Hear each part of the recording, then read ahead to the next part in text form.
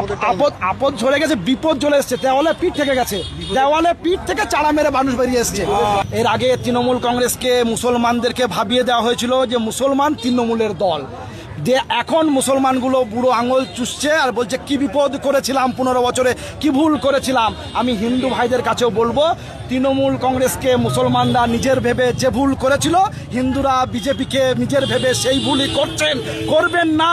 কোনো রাজনৈতিক দল কোনো ধর্মের হতে পারে না, আমরাও কোনো ধর্মের নই, আমরা সাধারণ মানুষের। আমরা এই হকারগুলো যাদের তুলে দেবে তাদের, যাদের তুলে দেবে তাদের পেটে লাথি মারছে বিজেপি তাদের, যাদের কুরবানিকে অন্যায়ভাবে আটকিয়ে দিল তাদের, যাদের হচ্ছে অন্যায়ভাবে চাকরি কেড়ে নিচ্ছে তাদের, যাদের হচ্ছে চুরি করে নিচ্ছে টাকা তাদের। আমরা গরিব মানুষের।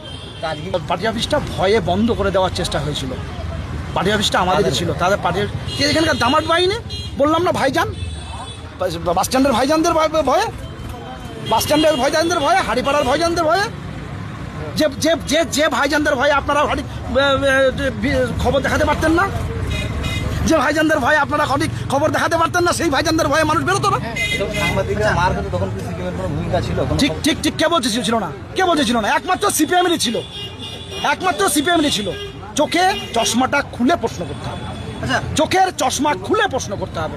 চশমা পড়লে আপনি অন্ধকার দেখবেন, লাল চশমা পড়লে এখনই লাল দেখবেন, কালো চশমা পড়লে কালো দেখবেন, কিন্তু সাদা চশমা পড়তে হবে। লালকে লাল আর কালোকে কালো, চোরকে চোর আর ভালোকে ভালো বলা শিখতে হবে।